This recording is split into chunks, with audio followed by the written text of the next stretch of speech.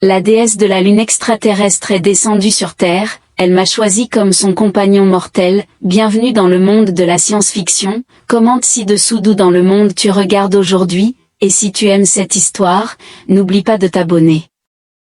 Le bourdonnement de la ville me semblait toujours lointain la nuit, étouffé par les vieux murs de béton de mon appartement, et par le bourdonnement incessant des lampadaires de rue devant ma fenêtre.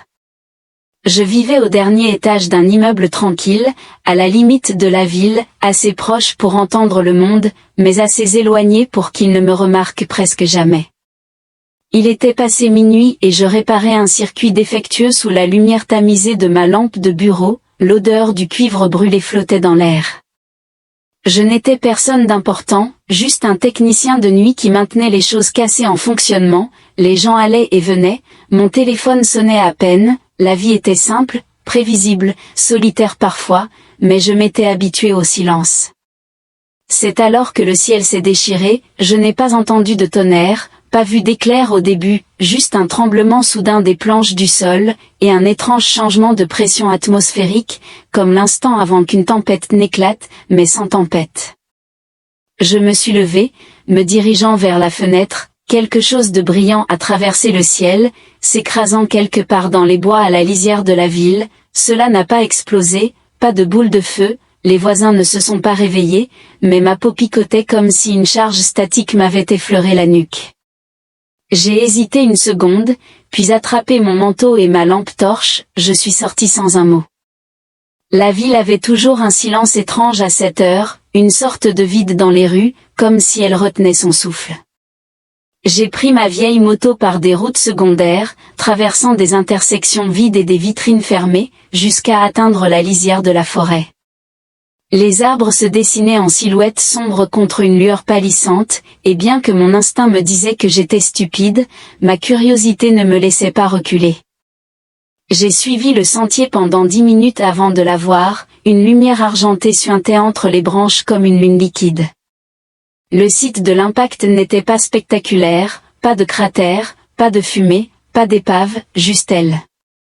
Elle se tenait au centre d'une petite clairière, pieds nus sur l'herbe, ses longs cheveux argentés bleutés flottaient d'une manière qui ne correspondait pas au vent, sa peau scintillait faiblement sous la lumière lunaire, pâle comme le givre, et ses yeux brillaient doucement comme s'ils contenaient leur propre petite galaxie. Un instant, je n'ai pas cru ce que je voyais. Mon esprit passait en revue toutes les explications possibles, costumes, hallucinations, une farce bizarre, mais rien ne collait. Elle n'était pas blessée, pas perdue, elle me regardait comme si elle m'attendait. « Tu es venu ?» dit-elle, sa voix était riche et étrangement mélodieuse, avec un accent venu de nulle part. Je n'ai pas répondu tout de suite, trop abasourdi, puis j'ai raclé ma gorge, tentant de rester calme. « Tu vas bien ? Que s'est-il passé ici ?» Elle s'est approchée, et la lumière autour d'elle semblait la suivre, se pliant à sa présence. « J'ai vu ta solitude, » dit-elle simplement, sans honte ni gêne, « j'ai vu la douleur derrière ton silence, je veux ta chaleur et ton corps. » Mon souffle s'est bloqué, non à cause des mots, bien que choquants, mais parce qu'elle ne plaisantait pas, aucune trace de séduction ou de manipulation, c'était une déclaration, un fait, dit avec le même ton qu'on utiliserait pour se présenter. J'aurais dû fuir, appeler quelqu'un, mais au lieu de cela, je suis resté là, le cœur battant, et j'ai demandé la seule chose qui me venait à l'esprit, « Qui es-tu » Ses lèvres se sont courbées légèrement, autrefois vénérées sur une lune que vous dites inhabitable, désormais, un simple murmure parmi vos étoiles. Elle a tendu la main, touchant légèrement ma poitrine, juste au-dessus du cœur. Mais je t'ai choisi, Ellie Ward. Je me suis figée à l'entente de mon nom, je ne lui avais pas dit, mais elle l'a prononcé comme si elle l'avait toujours su. Sa main était fraîche mais non glaciale, et dès que ses doigts ont effleuré ma peau, un bourdonnement sourd a résonné dans mon crâne, lointain, comme un diapason frappé au loin. C'est de la folie, ai-je murmuré, reculant d'un pas, on ne choisit pas quelqu'un comme ça ne fonctionne pas ainsi. Elle n'a pas débattu, elle a juste penché la tête, me regardant avec patience, et pourtant, te voilà. Je ne savais comment répliquer, il y avait une gravité dans sa présence qui excluait le doute, pas de la peur, mais autre chose, une attirance. Elle ne me menaçait pas, n'exerçait aucun pouvoir, elle existait, simplement, et cela suffisait pour m'attirer, comme si j'avais déjà accepté sans le savoir. Le silence s'étirait, je regardais autour, cherchant un vaisseau caché, une preuve de sa descente. D'où viens-tu, demandai-je plus doucement. De bien au-delà de cet endroit, dit-elle, regardant la lune, mais je ne suis pas tombée, j'ai choisi de descendre. Il y avait une distinction étrange dans sa voix, ce n'était pas un accident, mais un choix. Sans attendre, elle fit un pas de plus, me dépassant, emmène-moi chez toi, cette planète observe, mais moi, je ne veux que toi. J'ai suivi, parce que je ne pouvais rien faire d'autre, non par peur ou soumission, mais parce que chaque instinct criait que ma vie venait de changer, et que les réponses ne se trouvaient pas, seules, dans les bois. Nous avons roulé en silence, je voyais des éclats d'ailes dans le rétroviseur, ses cheveux dansaient légèrement malgré l'air immobile, ses yeux fixés sur les étoiles. De retour à l'appartement, elle est entrée comme si elle y appartenait, elle n'a pas demandé où s'asseoir ni si j'avais de la nourriture, elle a regardé autour, touché le mur, et laissé échapper un soupir discret, simple, dit-elle, mais honnête. Je suis restée maladroitement au bord du salon pendant qu'elle errait. Tu comptes rester ici, demandai-je, sentant tout le poids des événements. Elle se tourna, me regardant avec une douceur nouvelle. J'ai traversé des galaxies, j'ai choisi ce monde, je t'ai choisi. Tu peux me dire de partir, Ellie, mais je ne cesserai pas de te désirer. Je n'ai pas répondu tout de suite, je la regardais simplement, le cœur battant, l'esprit en vrac. Je ne savais pas ce que demain apporterait, ni si le monde serait jamais le même, mais une chose était claire, elle avait franchi ma porte non par obligation, mais par choix. Le lendemain matin, le monde avait changé, et ce n'était plus seulement mon monde. Le soleil s'est levé sur une planète touchée par l'autre, déjà, Internet bourdonnait de théories, vidéos floues, affirmations délirantes, les journalistes paniquaient devant des apparitions célestes soudaines, les réseaux sociaux explosaient en conspiration. J'étais à table, regardant des manger des œufs brouillés avec ses doigts, elle ne comprenait pas les ustensiles, mais elle n'était pas maladroite, elle bougeait avec une maîtrise naturelle. Quand je lui ai demandé si elle avait déjà mangé de la nourriture terrestre, elle a souri, pas comme ça. Sa présence restait irréelle, même là, en face de moi, sa peau argentée captait la lumière, ses cheveux coulaient comme de la soie vivante. Il y avait une dissonance étrange, tout en moi disait que cela était impossible, pourtant elle était là, mâchant lentement, observant une plante en pot comme une merveille. Lorsqu'elle eut fini, elle se leva, marcha jusqu'à la fenêtre, ses doigts caressant le verre. « Ils viendront bientôt, dit-elle doucement, ceux qui parlent au nom de ton monde, ils voudront me posséder. » J'ai demandé si elle parlait du gouvernement, elle acquiesça lentement, « Ils enverront des hommes qui portent la confiance comme une armure, ils ne me comprendront pas, seulement ce qu'ils peuvent obtenir de moi. Ils tenteront de m'arracher à toi. » Ces mots m'ont heurté, je ne me considérais pas spécial, encore moins important, mais je n'allais pas laisser une agence frapper à ma porte pour l'emmener. Je n'avais pas encore tout compris, mais c'était devenu personnel. Elle n'était plus seulement une extraterrestre descendue dans une lumière d'argent, elle m'avait choisi, et ce poids-là s'installait dans ma poitrine comme une pierre solide. Je lui ai demandé pourquoi elle avait choisi la Terre, elle n'a pas répondu directement. Parce que tu rêves, dit-elle, parce que même lorsque personne ne regarde, tu espères. Avant que je ne réponde, mon téléphone s'est allumé, alerte d'urgence, avertissement de sécurité nationale, présence extraterrestre non identifiée confirmée au-dessus de l'Amérique du Nord. Il n'y allait pas doucement. Quelqu'un avait vu la descente, peut-être même filmé, et maintenant, les autorités étaient en alerte maximale. Nous n'avons pas attendu longtemps.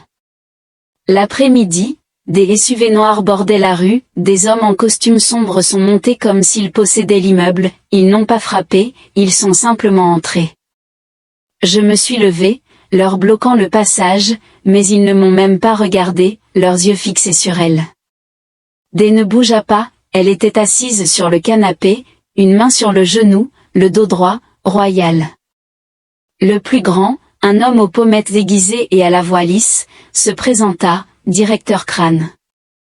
Il ne montra pas d'insigne, ne dit pas l'agence, juste, nous devons parler avec l'extraterrestre. J'ai répondu, elle a un nom. Il s'en fichait. Crane s'avança, votre présence est un incident mondial, nous devons évaluer votre niveau de menace, vous viendrez avec nous. Dès se leva lentement, son expression indéchiffrable, elle me regarda, puis non. La température chuta, un agent bougea la main vers sa veste, mais avant qu'il n'agisse, une onde douce d'énergie jaillit de D, faisant scintiller l'air, tous les appareils s'éteignirent, téléphone, radio, même l'horloge murale, l'oreillette de Crane crépita et mourut. Elle ne haussa pas la voix, je ne serai pas en cage, je ne suis pas venu pour être étudié, je suis venu pour lui. Ils comprirent alors que je n'étais pas simple témoin, un jeune agent s'approcha de moi, cherchant à me maîtriser, je reculai, attrapai le disjoncteur près de la cuisine, et coupai l'électricité.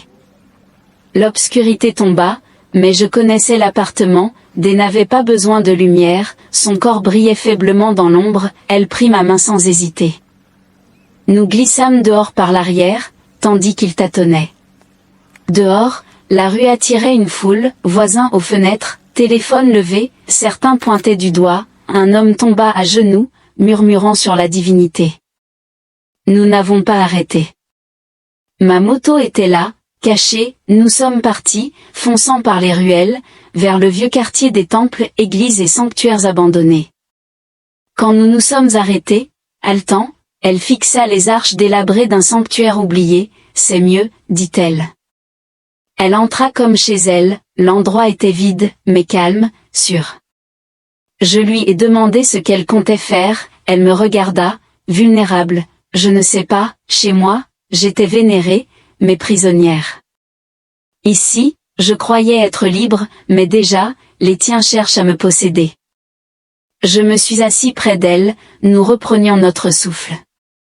Je lui ai dit que la terre regorgeait de gens avides de pouvoir, mais elle ne leur devait rien.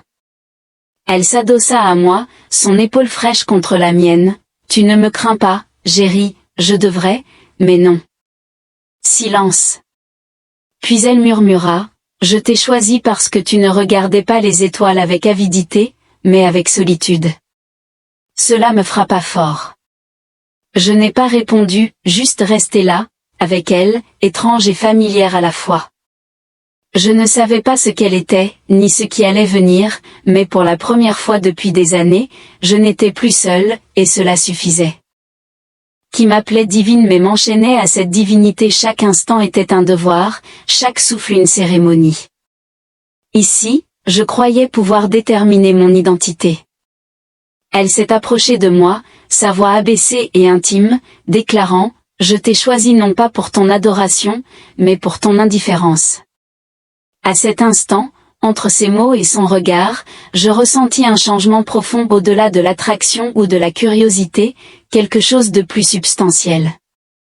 Elle n'était pas simplement une visiteuse ou une femme énigmatique avec une présence éthérée, elle était tangible et avait risqué quelque chose de significatif pour être présente avec moi. Cette réalisation s'est installée dans ma poitrine comme une lourde ancre, me stabilisant. Nous ne sommes pas restés cachés longtemps, à la mi-matinée, le bruit des véhicules s'est intensifié. Je suis monté au 2e niveau du temple et j'ai regardé à travers une vitre brisée. Une foule s'était rassemblée à l'extérieur du périmètre, peut-être des dizaines ou plus, certains brandissant des caméras tandis que d'autres tenaient des banderoles faites maison ornées de slogans étranges. Quelques individus s'étaient agenouillés sur le pavé, les mains levées vers la structure comme en prière. Je suis retourné et j'ai informé D, qui a simplement hoché la tête. Ça commence, je ne comprenais pas ce qui commençait. Elle passa devant moi en direction de l'entrée. Le culte, le tumulte, la négociation, une fois la croyance s'enflamme, elle se propage comme le feu.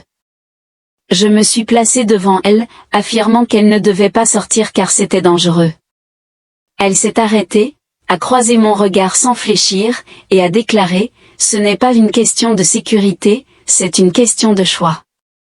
Malgré tous mes instincts qui me poussaient à l'en empêcher, je me suis abstenue et l'ai suivie jusqu'à la porte, observant alors qu'elle descendait les marches de pierre brisées du temple. La foule a immédiatement réagi par des halètements, des cris, et certains se sont effondrés. Leurs genoux une fois de plus une dame cria, « Elle est réelle. Elle est là. » Les téléphones furent levés, et les visages se mêlèrent dans un tumulte d'étonnement et de peur. La DEA leva la main, provoquant un changement d'atmosphère une fois de plus. Le calme se répandit comme une ondulation, non forcée, juste naturelle, même ceux qui criaient se turent. « Je ne suis pas venue pour gouverner, » dit-elle, sa voix portant sans effort, claire et résonnante. « Je ne suis pas venue pour juger, je suis venue pour une raison, je suis venue pour lui. » Ses yeux me trouvèrent et même du haut des marches, ce regard se sentait comme un lien. Mais vous pouvez choisir si vous souhaitez écouter, je ne vous repousserai pas. La foule n'a pas éclaté en acclamation ni s'est effondrée de peur, elle a simplement regardé quelqu'un murmurer des E semblables à une prière, une autre fleur tomba au pied des marches, c'était tout ce qu'elle demandait. Elle se retourna et rentra. J'ai fermé la porte derrière elle, le cœur battant. Tu viens de devenir un symbole, remarquai-je. Elle s'est de nouveau perchée sur le bord de l'autel. Non, ils m'ont désignée comme telle, je n'ai fait que répondre à l'appel, dit-elle. Je me suis dirigée vers la chambre arrière, nécessitant la solitude pour réfléchir, car mon esprit était inondé de 1000 questions. Quelles implications cela avait-il pour le monde, pour elle, pour moi? Je manquais de réponses et je n'étais pas sûre de les désirer. À mon retour, elle tenait un petit appareil dans sa main, un ovale métallique émettant une faible lueur. Ceci fait partie de ce qui me relie à la Lune, mon monde, ma race, expliqua-t-elle. Cela s'appelle un noyau lunaire, il contient des souvenirs. Trace les signatures énergétiques, je n'aurais pas dû l'apporter ici, mais j'en avais besoin pour survivre. La descente, j'ai demandé quelles seraient les conséquences si une autre personne l'acquérait. Son expression s'assombrit en répondant qu'il le démontrait, l'utiliserait pour traquer d'autres comme moi, ou, pire, les invoquerait ici. La gravité de ces paroles m'a profondément frappé, elle avait introduit quelque chose à la fois précieux et périlleux. Avec le monde qui observait, ce n'était qu'une question de temps avant que quelqu'un ne le cherche. J'ai insisté pour que nous le cachions, l'enterrions ou le détruisions si nécessaire.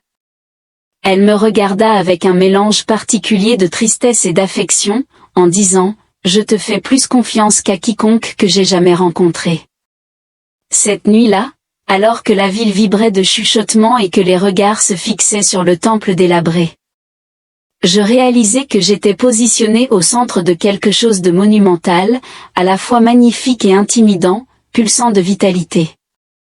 Au cœur de tout cela se trouvait une femme d'un autre monde, mais elle avait choisi de rester avec moi malgré tout. Il n'a pas fallu longtemps pour que les événements s'intensifient, dès le lendemain matin, les stations de télévision avaient changé. Ed se concentrait uniquement sur les images du temple étaient devenues virales, se répandant rapidement. Des extraits d'elle montant les marches de pierre fracturées, sa voix sereine et articulée alors qu'elle s'adressait à l'Assemblée, étaient désormais diffusés en boucle sur toutes les chaînes principales. Chaque présentateur posait la même question avec des formulations variées. Qui était-elle? Était-elle une menace? Quelles étaient ses intentions envers un homme comme moi? Sans aucun doute, personne ne possédait de réponse définitive, néanmoins, cela n'a pas empêché le déluge de conjectures. Certains affirmaient qu'elle était une sauveuse extraterrestre, d'autres une supercherie céleste créée par une technologie avancée. Quelques experts aux yeux fous insistaient sur le fait qu'elle représentait une menace pour la sécurité nationale et qu'elle devait être contenue. Je savais qu'il ne s'agissait que d'une question de temps avant que quelqu'un prenne ces mots au sérieux. Nous restions cachés dans le temple pendant la journée, sortant la nuit pour fouiller des fournitures ou étirer nos jambes sous les étoiles silencieuses. Des parlait rarement quand nous marchions, mais elle tenait toujours ma main comme si elle se trouvait dans ce monde étrange et nouveau par le toucher. Il y avait une douceur en elle qui n'était pas là au début, une tendresse qu'elle essayait de cacher mais qu'elle ne pouvait s'empêcher de montrer quand nous étions seuls. Elle regardait la ville comme quelqu'un pourrait regarder la mer, curieuse, méfiante mais attirée par ses profondeurs. Je pouvais voir qu'une partie d'elle voulait comprendre l'humanité, même si une autre partie restait effrayée par ce que cela pourrait lui coûter. La troisième nuit, nous sommes retournés au temple pour trouver quelqu'un qui attendait à l'intérieur, un homme assis calmement sur le sol à côté de l'autel, entouré de bougies allumées qui n'étaient définitivement pas là auparavant. Il a levé les yeux en entrant, son visage illuminé par la lueur chaude des flammes, la quarantaine avancée, peut-être début cinquantaine, mince avec une tête rasée et un lourd pendentif autour du cou. Je m'avançai immédiatement, déjà tendu. « Vous êtes perdu ?» Il ne broncha pas du tout. J'ai attendu pour elle. Dea ne semblait pas surprise, elle l'observa un moment puis dit, « Vous n'avez pas peur de moi ?» L'homme sourit. J'ai attendu un signe toute ma vie, toi, tu es ce signe. Je n'aimais pas la façon dont il la regardait, ni avec peur, ni avec désir, mais avec quelque chose de pire, la révérence. Il se présenta sous le nom de Cachion et prétendit diriger un groupe appelé les Liés à la Lune, un petit culte secret qui croyait depuis des années en un être qu'ils appelaient celle qui observe, selon lui. Dina était la réalisation d'une ancienne prophétie, son arrivée avait été prédite à travers des rêves et des symboles.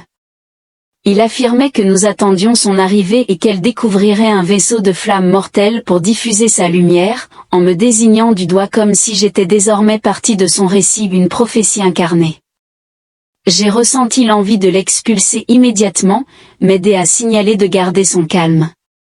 Elle s'enquit de ses intentions, à quoi la réponse de Cachion fut directe, protection, non pour lui-même, mais pour elle. Il a affirmé que le monde tenterait de la manipuler, déformant son essence en politique ou en prophète.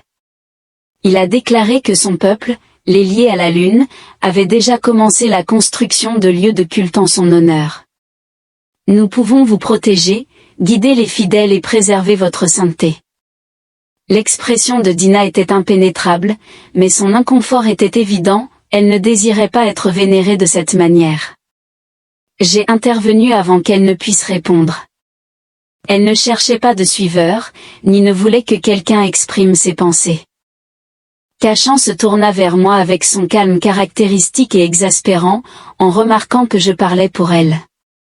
Je serrai les poings, mais Dina toucha doucement mon bras et s'adressa à Cachion en disant, « Je ne serai soumise ni par votre foi ni par vos promesses.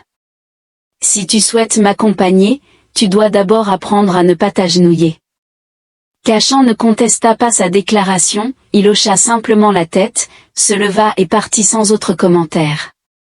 Disparaissant dans la nuit tel un spectre, un aspect de sa présence persistait néanmoins, elle m'a fait comprendre qu'elle pouvait sentir la conviction s'installer, proliférant comme des vignes. Cela nourrissait sa force mais la rendait simultanément plus visible. Plus il croit, moins je deviens libre, a-t-elle déclaré. Leurs attentes me façonnent, si je ne suis pas vigilant, je risque de devenir ce qu'ils exigent plutôt que ce que je suis vraiment. Cette perspective me terrifiait plus que prévu. Je désirais qu'elle soit authentique, pas simplement un symbole. Aussi égoïste que cela puisse paraître, je souhaitais qu'elle soit à moi non en possession, mais en essence. Je lui ai demandé si elle regrettait sa décision de venir ici, me demandant si me choisir avait été une erreur. Elle me regarda longtemps avant de secouer la tête. Non, tu étais la seule chose dont j'étais sûre. Nous restâmes proches cette nuit-là, blottis sous une vieille tapisserie dans la pièce du fond, l'air était froid, le bourdonnement de la ville lointain, mais je m'en fichais. Elle se pressait contre moi comme si elle avait peur que le monde ne l'emporte si elle lâchait prise, et je la tenais tout aussi fermement. Il n'y avait pas besoin de mots, cette proximité, ce silence en disait assez.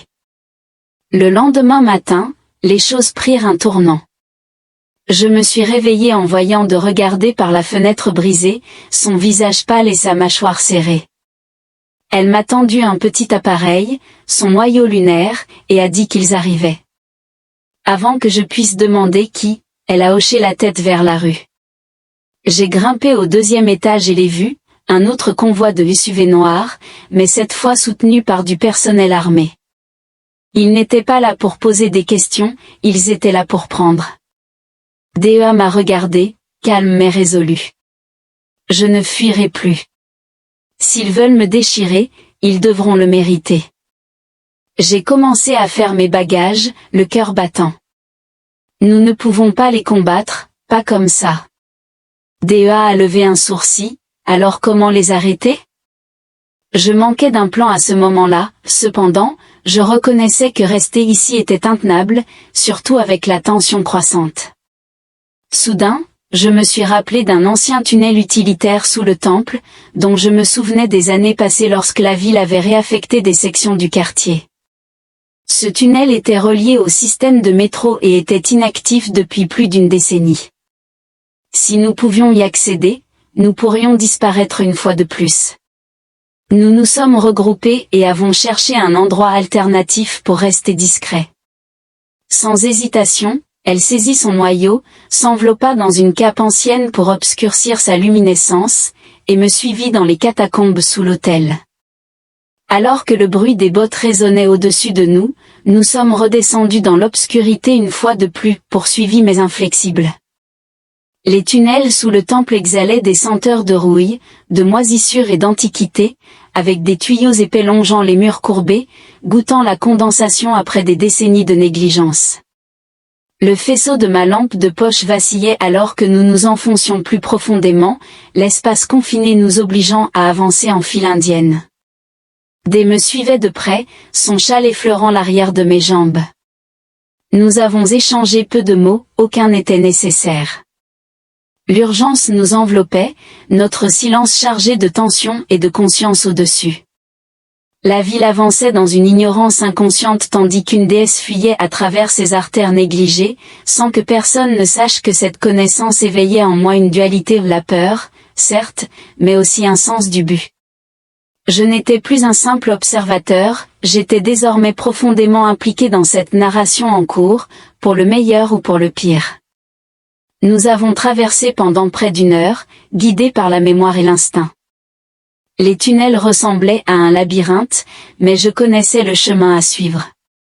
Des années auparavant, avant que Yidé ne change de rôle, j'avais participé à un contrat municipal visant à restaurer les itinéraires d'urgence sous le métro, certaines des anciennes cartes n'avaient jamais été numérisées.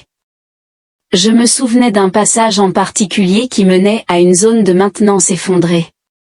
Le dépôt, longtemps abandonné mais encore accessible par les tunnels arrière, aurait pu nous offrir un peu de répit s'il ne s'était pas encore effondré.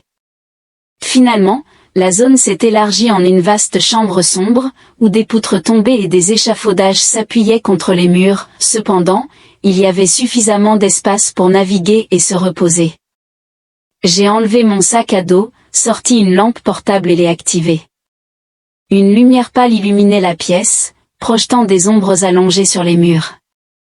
DEA se déplaçait prudemment dans l'espace, ses doigts glissant sur le métal et la pierre comme si elle déchiffrait le récit du bâtiment par le toucher. Elle ne semblait pas effrayée, mais fatiguée. Je lui ai offert de l'eau, qu'elle a acceptée, en sirotant lentement avant de s'asseoir en tailleur sur une dalle de béton.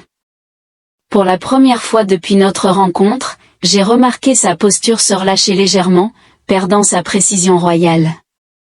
« Tu es épuisé » remarquai-je en m'accroupissant à proximité. Elle répondit avec un léger sourire. « L'énergie ici est particulière, la croyance afflue autour de moi, mais elle est incohérente. Cela avance puis se retire, je ne suis pas habitué à une telle visibilité. » Je me suis assis à côté d'elle, sans savoir la difficulté que cela te posait. « La plupart ne comprennent pas » remarqua-t-elle. Ils perçoivent le pouvoir comme sans effort, cependant l'existence pour mon genre est complexe. Plus j'attire l'attention, plus je suis influencé par elle, l'adoration me transforme, et ce n'est pas entièrement sous mon contrôle. Cette notion me troublait. La notion que les perceptions des autres pouvaient façonner son identité involontairement la troublait. Tu as prétendu être venu ici pour atteindre la liberté. Je l'ai fait, répondit-elle doucement, mais la liberté est complexe, surtout lorsque l'univers exerce continuellement son influence. La terre était censée être différente, elle portait une promesse. J'ai tendu la main et entrelacé mes doigts avec les siens. Nous trouverons une solution, mais tu ne peux pas fuir indéfiniment. Elle ne se retira pas. J'ai compris, et nous sommes restés dans cette position pendant un certain temps, les seuls sons étant le goutte-à-goutte sporadique d'en haut et les vibrations lointaines du métro. Ce n'était pas précisément paisible, mais c'était suffisamment tranquille pour le moment. Finalement. Dea posa sa tête sur mon épaule.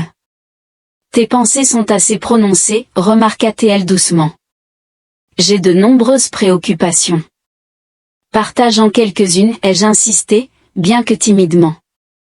J'ai réfléchi à ce que Cachion, le chef de la secte, a déclaré. Il ne cessera pas plus que le gouvernement. Vous représentez une entité qu'ils ne peuvent ignorer, ils tenteront d'exercer un contrôle sur moi. Elle a déclaré que s'ils la contactent, sa voix était calme mais résolue, alors ils tenteront de m'anéantir. Je détestais sa manière désinvolte de l'exprimer, comme si elle s'était déjà réconciliée avec cette éventualité.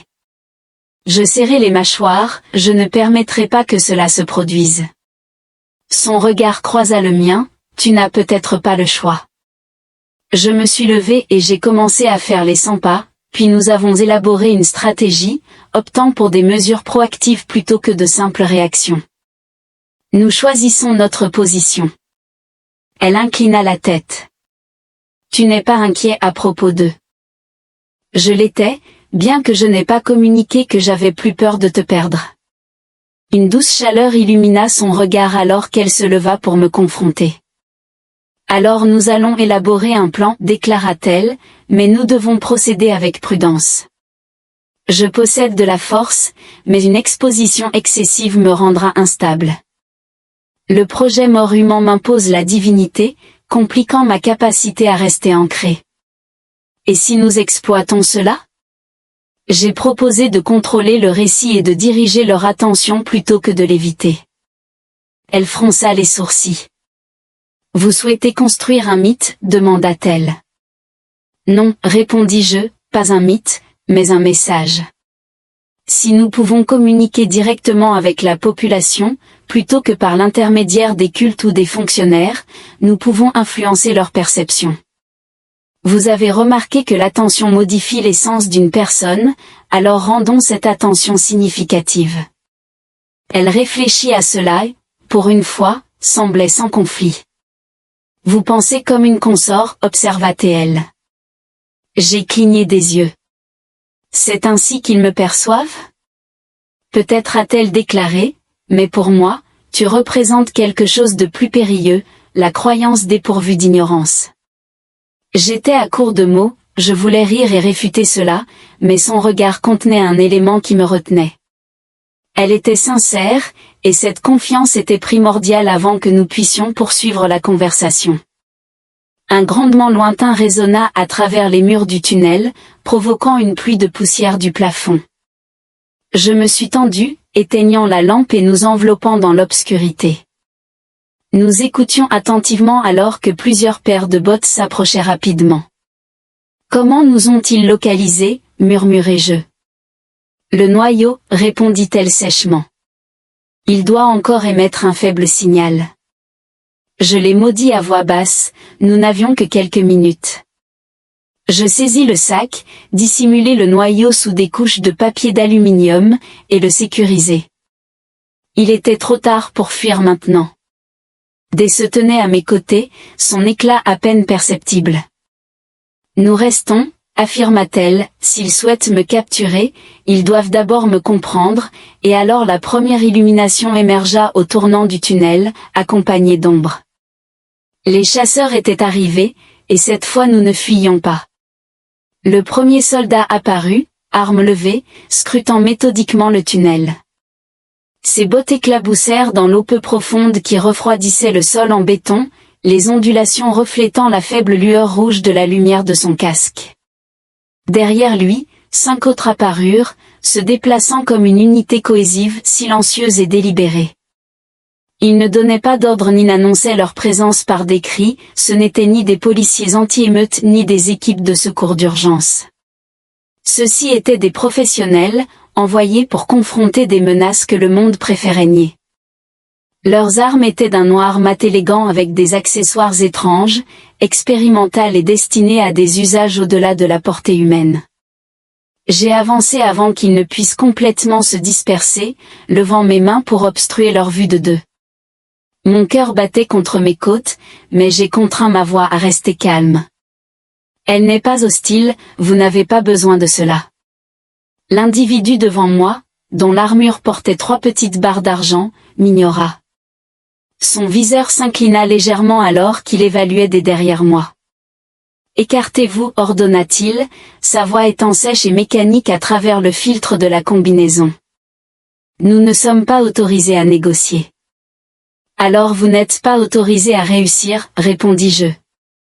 Dean parla d'une voix basse mais distincte alors qu'elle émergeait derrière moi avec une grâce délibérée, sa peau rayonnant de lumière et illuminant l'espace confiné comme la lumière de la lune sur l'eau.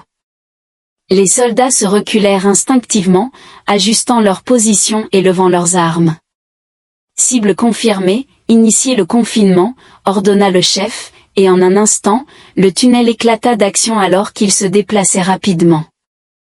2 soldats avancèrent, lançant des filets crépitants depuis des tubes montés sur l'épaule qui émettaient de faibles arcs électriques. Dea leva une main, arrêtant les filets en plein vol, suspendus à quelques centimètres de son visage. D'un mouvement de doigt, les filets se désintégrèrent en cendres, dérivant sans danger vers le sol. Une deuxième paire de soldats a tiré des projectiles supplémentaires de petites sphères qui sifflaient et pulsaient d'énergie, identifiées comme des grenades assourdissantes. J'ai tenté de me protéger les yeux, mais Dea a agi de manière préventive. Elle balaya son bras dans un large arc, faisant plier la lumière autour de nous et redirigeant la force des explosions vers l'arrière. Les soldats titubèrent, momentanément aveuglés par leur propre armement, c'était la première fracture dans leur précision. Elle s'abstint de représailles violentes, optant plutôt pour la défense, redirigeant, désarmant et diffusant. L'air qui l'entourait scintillait de vagues invisibles, semblables à la gravité qui se plie, alors qu'elle se déplaçait avec fluidité comme l'eau. Implacable et incontrôlable, l'un des hommes hésita et tomba, son arme tombant à terre. Un autre m'a visé, mais avant qu'il ne puisse tirer, ADN est intervenu, elle l'a simplement fixé intensément, le faisant s'effondrer inconscient. L'escouade se désintégra, ils ne se retirèrent pas en formation mais se dispersèrent chaotiquement dans l'obscurité, haletant et traînant dans la boue. Ed donna des ordres par radio, l'un d'eux tira le soldat sans vie avec lui, en quelques secondes, ils disparurent, laissant le tunnel de nouveau désert, à l'exception de l'odeur d'ozone et de terreur. J'ai expiré doucement, réalisant que je retenais ma respiration. Ce n'était pas une défense, c'était de l'art. Elle ne sourit pas.